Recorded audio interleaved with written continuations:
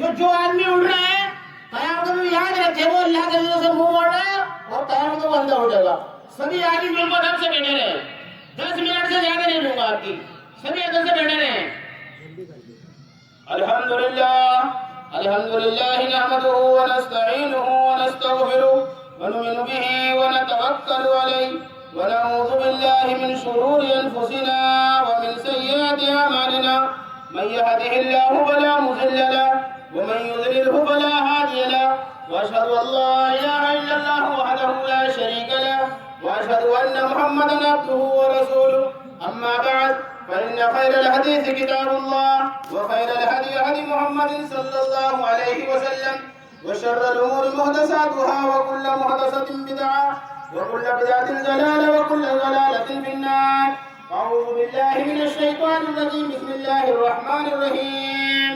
يا أيها الناس اتقوا ربكم الذي خلقكم من نفس واحدة وخلق منها زوجها وبث منهما رجالا كثيرا ونساء واتقوا الله الذي تساءلون به والأرحام إن الله كان عليكم رقيبا. يا أيها الذين آمنوا اتقوا الله حق تقاته ولا تموتن إلا وأنتم مسلمون. يا أيها الذين آمنوا اتقوا الله وقولوا قولا سديدا يصلح لكم أعمالكم ويغفر لكم ذنوبكم ومن يطع الله ورسوله فقد فاز فوزا عظيما. اگر آپ اپنے رب کے لیے 10 منٹ دے دیں گے تو اللہ رب العالمین سے خوش نہیں ہوگا. قربانی کرنی ہے، گوشت کھانا ہے، کھا لینا گوشت.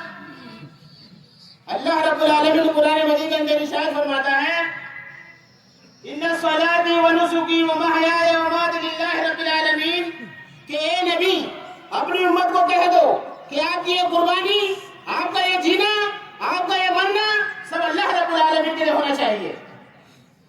آپ کا جینا، آپ کا مرنا، یہ قربانی سب اللہ کے لیے ہونا چاہیے. اگر اللہ کے لیے ہے تو آپ کامیاب ہیں. اور اللہ رب العالمین کہتا ہے کہ اگر آپ کی قربانی میں اگر تقویٰ ہے، اگر خشیت ہے، اگر خوف ہے تو انشاءاللہ آپ کی قربانی قبول ہوگی. اللہ رب العالمین قرآن مجید کے اندر ارشاد فرماتا ہے لن ينال الله لحومها ولا دماؤها ولكن يناله التقوى منكم.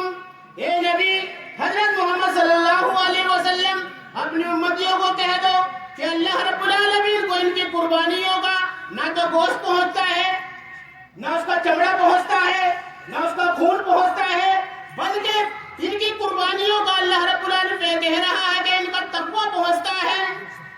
آپ کے اندر تقویٰ ہونا چاہیے، آپ کے اندر خشیت ہونی چاہیے تو اللہ رب العالمین آپ کی قربانی قبول فرمائے گا. اور کیسا مال؟ اللہ رب العالمین قرآن مجید کے اندر ارشاد فرماتا ہے لن تنالوا البر حتى تنفقوا مما تحبون کہ جو آپ نے مال بڑی ہی محبت کے ساتھ اپنے گھر میں چھپا کر رکھا ہے، بڑی ہی دلچسپی کے ساتھ اس کو مال کو چھپا کر رکھا ہے، آپ اپنے اولاد سے پیار کرتے ہیں، آپ اپنے بچوں سے پیار کرتے ہیں تو اللہ رب العالمین یہ کہہ رہا ہے اگر تمہیں ان سے محبت ہے تو ایسا مال اللہ کی راہ میں خرچ کر دو. آپ کا محبوب مال جس سے آپ بہت زیادہ محبت کرتے ہیں وہ مال آپ اللہ کے راستے میں قربان کر دو. اللہ ایسا مال چاہتا ہے، اللہ ایسی قربانی چاہتا ہے. میرے محترم بھائیوں، آج جو ہے ہم قربانی منا رہے ہیں، یہ قربانی حضرت ابراہیم علیہ السلام کی قربانی کی یاد تازہ کرتی ہے. حضرت ابراہیم علیہ السلام نے اپنے رب کو خوش کرنے کے لیے، اپنے رب کو راضی کرنے کے لیے میرے بھائیوں حضرت ابراہیم علیہ السلام نے کیا نہیں کیا؟ اپنی قوم کو چھوڑ دیا، اپنے گاؤں کو چھوڑ دیا، اپنے شہر کو چھوڑ دیا، اپنے بچے کو چھوڑ دیا، اپنی بیوی کو چھوڑ دیا. اور آج ہمارا کیا حال ہے؟ آج ہم اپنے رب کو خوش کرنے کے لیے اپنا بستر نہیں چھوڑ سکتے، اپنے رب کو خوش کرنے کے لیے ہم اپنی نیند قربان نہیں کر سکتے. کیسے مسلمان ہیں ہم؟ اپنے نبی کو یاد کرو. ہمارے نبی، ہمارے پیارے نبی حضرت ابراہیم علیہ السلام نے جو زندگی دی ہے، زندگی کا اصول بتایا، اس کو اپنی زندگی میں لے کر آ جاؤ میرے بھائی. آپ قربانی کر رہے ہیں، آپ اللہ رب العالمین آپ کی قربانی قبول فرمائے.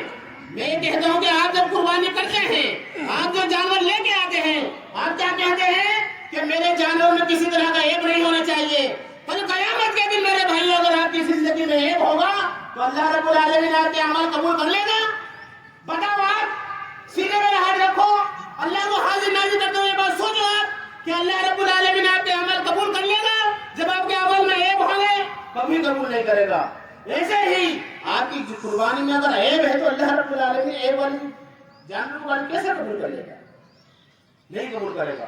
میرے بھائیوں آپ بہت ہی اہم بات بتا رہا ہوں، جب آپ قربانی کریں، جب آپ چھری چلائیں تو اللہ رب العالمین کے سامنے یہ بات رکھیں کہ اللہ رب العالمین جس طریقے سے یہ قربانی میں پیش کر رہا ہوں، بڑی طریقے سے چھری چلا رہا ہوں، اے اللہ رب العالمین اپنی دولت، اپنا مال، اپنی اولاد، اپنی جائیداد سب کچھ اللہ رب العالمین تیرے لیے قربان کر سکتا ہوں میں۔ آج یہاں سے عہد کر لے جائیں، آج عہد کر کے جائیں۔ کیوں؟ کیونکہ یہ آپ کی قربانی، یہ آپ کے بچے، یہ آپ کا مال، یہ آپ کی اولاد، یہ آپ کی ہے، آپ کی نہیں ہے، یہ اللہ کی ہے۔ اور جو کام آپ اللہ کے لیے کریں گے اللہ اس کام سے خوش ہوگا آپ کے۔ میرے محترم بھائیوں، حضرت ابراہیم علیہ السلام کی قربانی ایک لمحہ فکریہ ہے ہمارے لیے۔